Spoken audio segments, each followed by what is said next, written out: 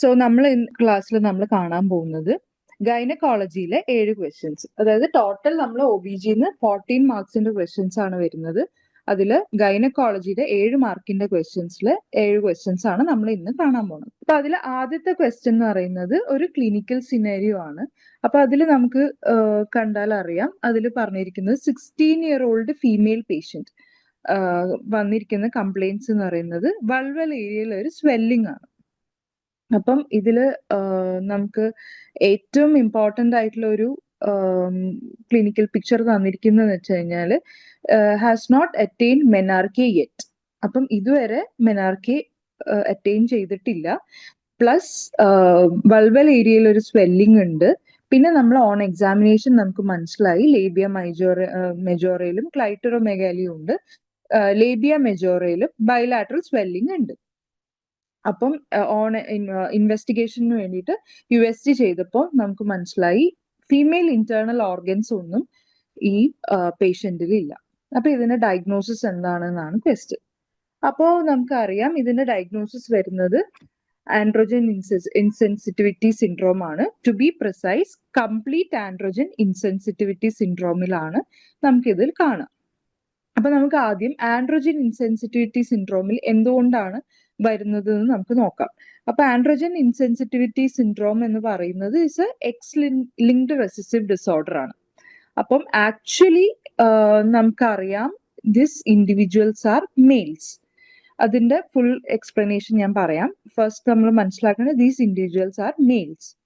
And ഇതിൽ പ്രശ്നം വരുന്നത് എവിടെയാന്ന് വെച്ച് കഴിഞ്ഞാൽ ഈ ഇൻഡിവിജ്വൽസ് ആൻഡ്രോജൻസിന് കംപ്ലീറ്റ്ലി റെസിസ്റ്റന്റ് ആയിരിക്കും. അതായത് ഇവരുടെ ആൻഡ്രോജൻസിനോട് കംപ്ലീറ്റ്ലി റെസിസ്റ്റന്റ് ആയിരിക്കും. അപ്പൊ ഇത് എന്താണ് പ്രശ്നം വരുന്നതെന്ന് വെച്ച് കഴിഞ്ഞാല് ഈ ആൻഡ്രോജൻ റിസപ്റ്ററിൽ വരുന്ന മ്യൂട്ടേഷനിലാണ് ഈ പ്രശ്നം വരുന്നത്. അതാണ് ബേസിക് പ്രശ്നം വരുന്നത്.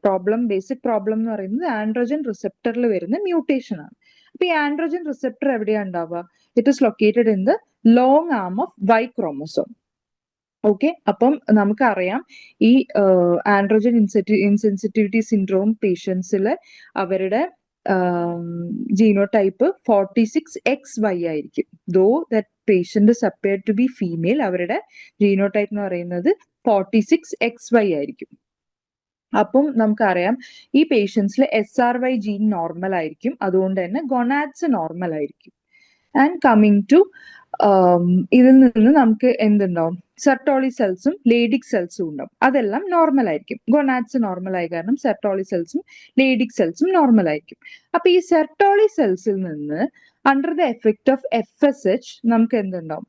AMH ഉണ്ടാവും. AMH ഉണ്ടാവുമ്പോൾ അതായത് ആന്റി മുള്ളേറിയൻ ഹോർമോൺ ഉണ്ടാവും. അപ്പൊ ആന്റി മുള്ളേറിയൻ ഹോർമോൺ എന്തുണ്ടാക്കും? റിഗ്രഷൻ ഓഫ് മുള്ളേറിയൻ ഡക്ട്സ് ഉണ്ടാക്കും. അത് നമുക്ക് നോർമലി മെയിൽസിൽ നടക്കുന്ന റിഗ്രഷൻ ഓഫ് മുള്ളേറിയൻ ഡക്ട്സ് ഉണ്ടാക്കും. അതുകൊണ്ട് തന്നെ നോർമൽ ഒരു മെയിൽ പേഴ്സൺ എങ്ങനെയാണോ അതുപോലെ തന്നെ there will be no fallopian tubes, no uterus, no cervix or no upper vagina. That is, there is no female internal organs. അപ്പൊ ഈ ഫീമെയിൽ ഇന്റേണൽ ഓർഗൻസ് ഈ പേഷ്യൻസിന്റെ ഉള്ളിൽ ഉണ്ടാവില്ല. ആൻഡ് നമുക്കറിയാം സെർട്ടോളി സെൽസ് ഇൻഹിബിൻ ഡിയും കൂടെ പ്രൊഡ്യൂസ് ചെയ്യും, which has A negative feedback on FSH. അത് നമുക്ക് അറിയാവുന്ന കാര്യമാണ്. അപ്പോൾ FSH ഇസ് നോർമൽ. പിന്നെ നമുക്ക് എന്തുണ്ടാവും? ലേഡിക് സെൽസ് നോർമൽ ആയതുകൊണ്ട് തന്നെ ടെസ്റ്റോസ്റ്റെറോൺ നോർമലായി പ്രൊഡ്യൂസ് ചെയ്യും. ഈ പേഷ്യൻസിൽ ടെസ്റ്റോസ്റ്റെറോൺ പ്രൊഡ്യൂസ് ചെയ്യും. പക്ഷെ പ്രശ്നം എന്താണ്?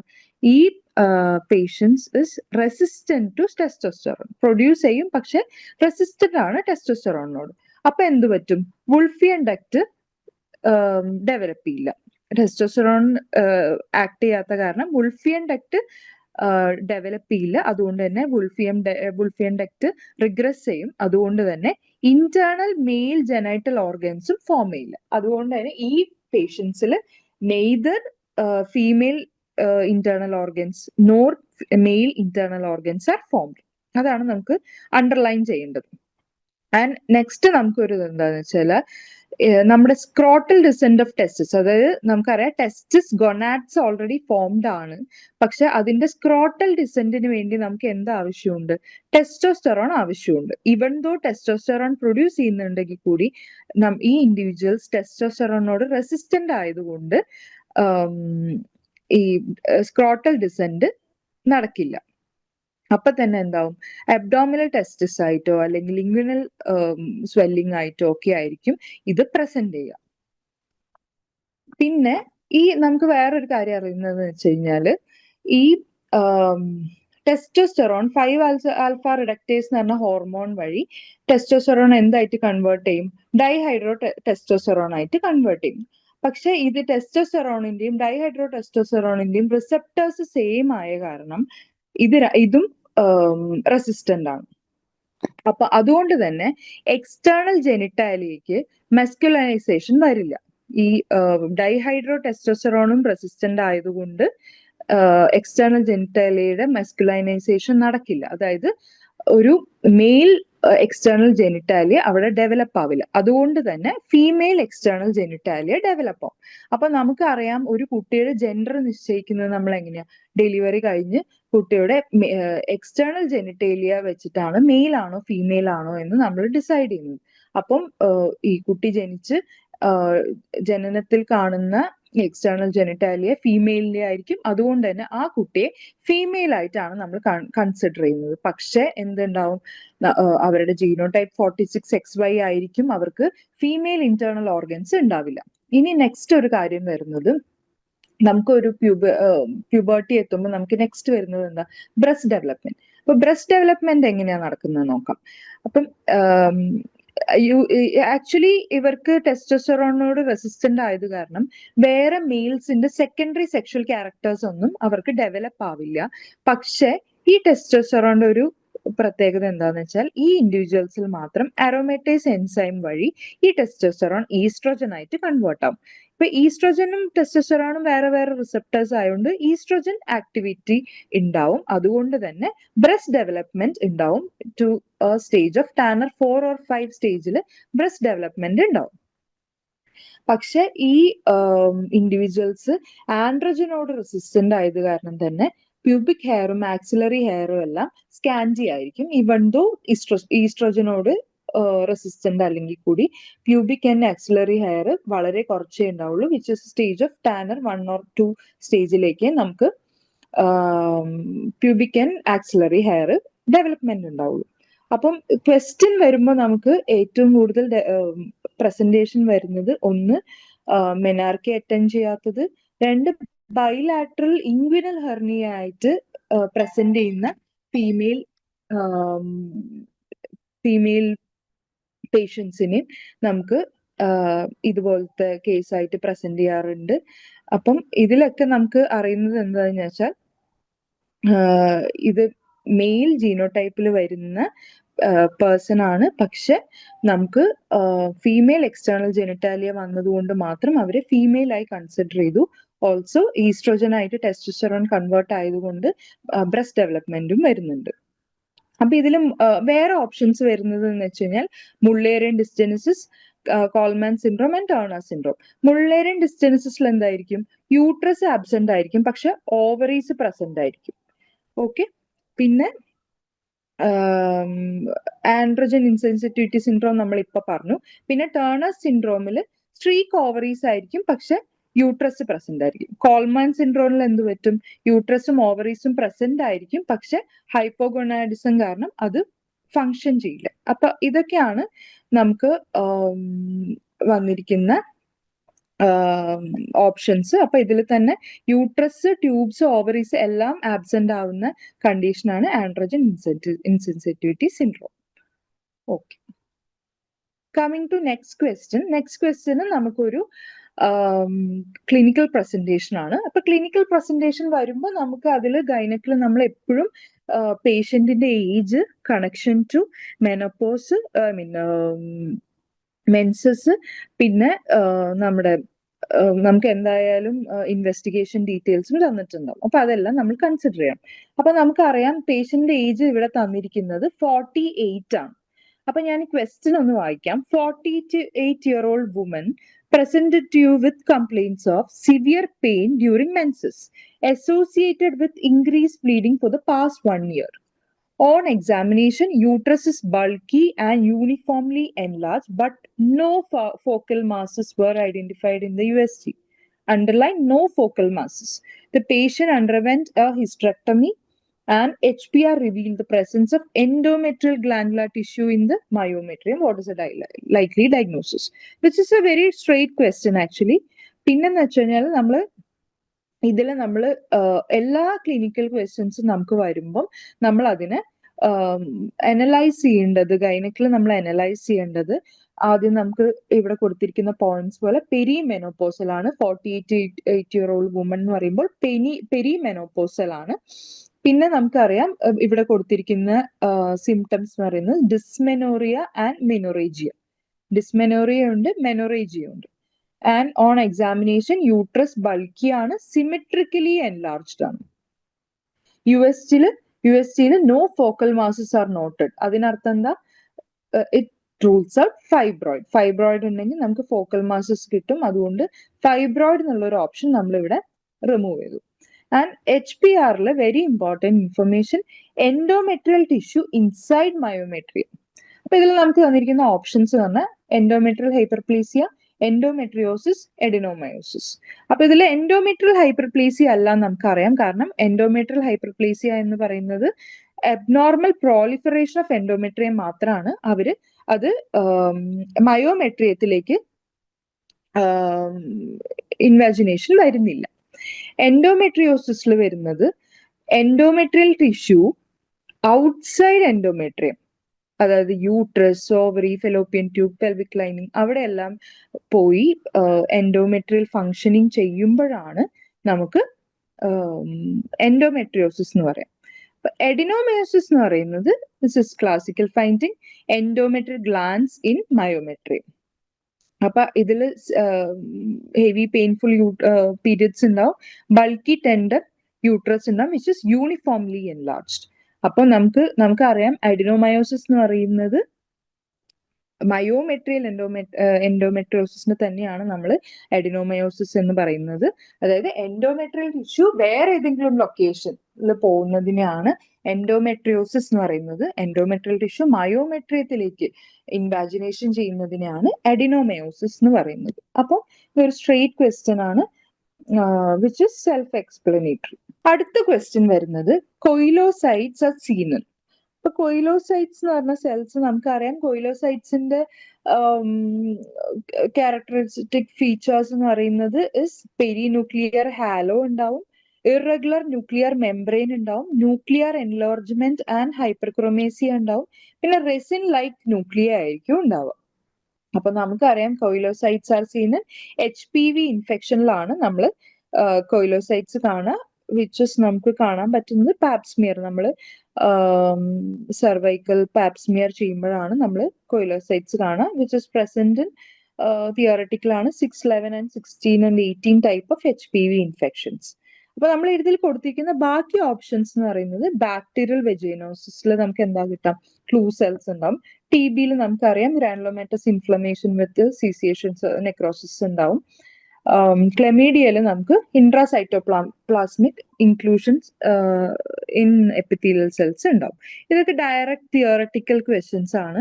ആൻഡ് ഓൾസോ നമുക്ക് ഈ ഒരു സീരീസ് എടുത്ത് നോക്കിക്കഴിഞ്ഞാൽ ലാസ്റ്റ് ഞാൻ പറയാം ബാക്ടീരിയൽ വെജൈനോസിന്റെ എഗൈൻ ഒരു ക്വസ്റ്റ്യനും കൂടെ വരുന്നുണ്ട്. അപ്പം ആക്ച്വലി 7 ക്വസ്റ്റ്യൻസിൽ രണ്ടും 4 ക്വസ്റ്റ്യൻസ് ഒക്കെ ഇന്റർ കണക്റ്റഡും കൂടിയാണ്. നെക്സ്റ്റ് ക്വസ്റ്റ്യൻ വരുന്നത് അത് ഒരു ക്ലിനിക്കൽ പ്രസന്റേഷൻ ആണ്. ഒരു 65-year-old lady, so the age is important, and with complaints of fatigue, weight loss and abdominal distension for the past 3 months, and it was associated with frequent urinary urgency and constipation. On pelvic examination, a fixed regular mass was felt in the right adnexa. അപ്പം which of the following might be elevated in this patient? അപ്പോൾ നമുക്കറിയാം 65-year-old old lady ആണ്. അപ്പം വിത്ത് complaints കച്ചസ്റ്റിക് features ഉണ്ട്. നമുക്കറിയാം it is obviously malignancy.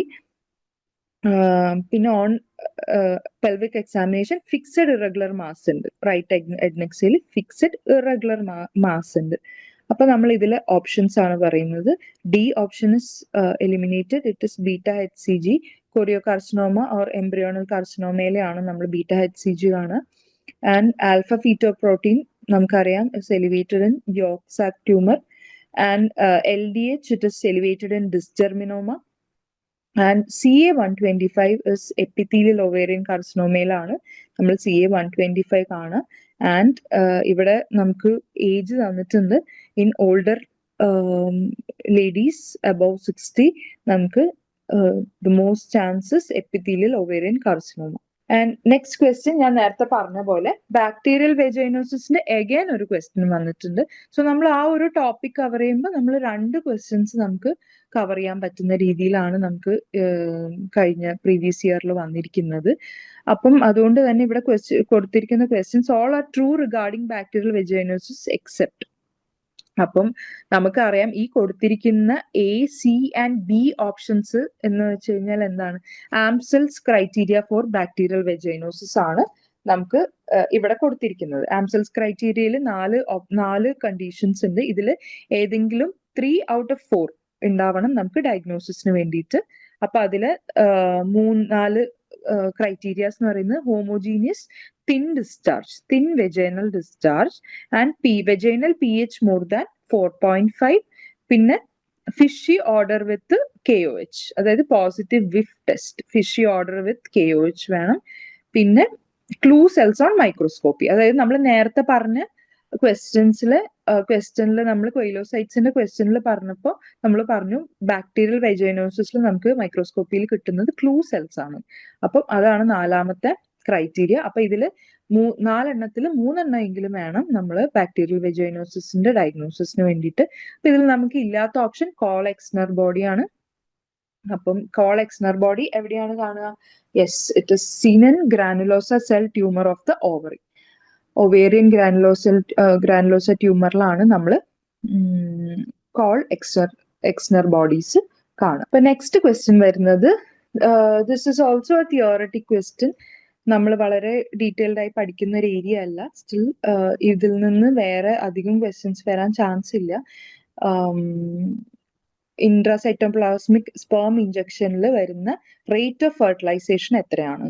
അപ്പം ഇത് നമുക്ക് ബൈ ഹാർട്ട് ചെയ്യേണ്ട ക്വസ്റ്റ്യൻ ആണ്. അതായത് ഇൻട്രാസൈറ്റോപ്ലാസ്മിക് സ്പേം ഇഞ്ചക്ഷനിൽ 60 to 70% ഫെർട്ടിലൈസേഷൻ റേറ്റ് ആണ് വരുന്നത്. അതായത് ഈ ഡ്യൂറിങ് ഫെർട്ടിലൈസേഷൻ ചിലപ്പം ഈ oocytes ഡീജനറേറ്റ്, അതായത് ഫെയിൽ ടു ക്ലീവ്, അതായത് നമുക്കറിയാം ക്ലീവ് ചെയ്തിട്ടാണ് നമ്മൾ ഇൻസെമിനേഷൻ നടക്കുന്നത്. അത് നടക്കുന്നില്ല. അതുകൊണ്ട് തന്നെ 60 to 70% ആണ് നമുക്ക് ഫെർട്ടിലൈസേഷൻ റേറ്റ് വരുന്നത്. കൺവെൻഷണൽ IVFന്റെ റേറ്റ് വരുന്നത് 40 to 50% ആണ്. അപ്പൊ ജസ്റ്റ് ക്വിക്ലി നമുക്ക് ഇതിന്റെ ഒരു ഇത് നോക്കാം. ഇൻവിട്രോ ഫെർട്ടിലൈസേഷനിൽ സ്പേം കൗണ്ട് വേണ്ടത് മിനിമം 5 million per ml ആണ്. അതായത് പെർ oocyte 50,000 to 1 lakh ആണ് വേണ്ടത്. പക്ഷെ ഇൻട്രോസൈറ്റോപ്ലാസ്മിക് സ്പേം ഇഞ്ചക്ഷനിൽ നമുക്ക് വേണ്ടത് പെർ oocyte റേഷ്യോ 1:1 ആണ് വേണ്ടത്. പിന്നെ drug used for hyper ovulation in IVFൽ നമ്മൾ ചെയ്യേണ്ടത് HMG ആണ് നമുക്ക് വേണ്ടത്. പിന്നെ ഇതിന്റെ ഇൻഡിക്കേഷൻസ് ആണ് കൊടുത്തിരിക്കുന്നത്. ഇത് നമുക്ക് ബൈ ഹാർട്ട് ചെയ്യേണ്ട ഇൻഡിക്കേഷൻസ് ആണ്, വിച്ച് ഇസ് ഈ ടോപ്പിക്കിൽ ഞാൻ ജസ്റ്റ് ഒന്ന് മെൻഷൻ ചെയ്ത് പോയിന്നേ ഉള്ളൂ. ഇവിടെ കൊടുത്തിരിക്കുന്ന ക്വസ്റ്റ്യൻ എന്ന് പറയുന്നത് റേറ്റ് ഓഫ് ഫെർട്ടിലൈസേഷൻ ആണ് നമ്മുടെ ക്വസ്റ്റ്യൻ. അത് ഇസ് ബൈ ഹാർട്ടിങ്. നമ്മൾ 60 to 70% ആണ് ICSIയിൽ, IVFൽ it is 40 to 50%. Next question നേരത്തെ പറഞ്ഞ പോലെ വീണ്ടും ട്യൂമർ മാർക്കറിന്റെ ക്വസ്റ്റ്യൻ ആണ്. നമ്മൾ നേരത്തെ ഇത് പറഞ്ഞേ ഉള്ളൂ. അതായത് tumour marker of endodermal sinus tumour ഏതാണ് എന്നുള്ളതാണ്. അപ്പം tumour marker of endodermal sinus tumour alpha fetoprotein ആണ്. അതില് പ്ലാസെന്റൈൽ ആൽക്കലൈൻ ഫോസ്ഫറ്റേസ് വരുന്നത് സെമിനോമ ആൻഡ് ഡിസ്ജെർമിനോമയിലാണ്. LDH വരുന്നത് എലിവേറ്റഡ് ഡിസ്ജെർമിനോമയിലാണ്. ആൻഡ് യോക്സാക് ട്യൂമറിലല്ല. യോക്സാക് ട്യൂമറിൽ, അതായത് എൻഡോഡെർമൽ സൈനസ് ട്യൂമറിൽ ആൽഫ ഫീറ്റോപ്രോട്ടീൻ ആണ് വരുന്നത്. അപ്പൊ ഈ ട്യൂമർ മാർക്കേഴ്സ് എല്ലാം നമുക്ക് എല്ലാ ഒവേറിയൻ കാർസിനോമേസിന്റെ ട്യൂമർ മാർക്കേഴ്സ് നമ്മൾ ലിസ്റ്റ് ചെയ്ത് പഠിക്കുകയാണെങ്കിൽ ഒരുപാട് ക്വസ്റ്റ്യൻസ് നമ്മൾ അറ്റൻഡ് ചെയ്യാൻ പറ്റും. അതുപോലെ തന്നെ ഗൈനക്കിൽ നമുക്ക് ഡയറക്റ്റ് തിയറി ക്വസ്റ്റ്യൻസ് ആണ് വരുന്നത്. അപ്പൊ ഈ ഇമ്പോർട്ടൻറ്റ് ടോപ്പിക്സ് ഫുള്ളി കവർ ചെയ്ത് പോയി കഴിഞ്ഞാൽ നമുക്ക് ഒരുവിധം ക്വസ്റ്റ്യൻസ് നമുക്ക് ആൻസർ ചെയ്യാൻ പറ്റും. അപ്പൊ ഇത്രയേ ഉള്ളൂ നമ്മുടെ ഗൈനക് ക്വസ്റ്റ്യൻസ്. എല്ലാവർക്കും മനസ്സിലായി എന്ന് വിചാരിക്കുന്നു. Thank you.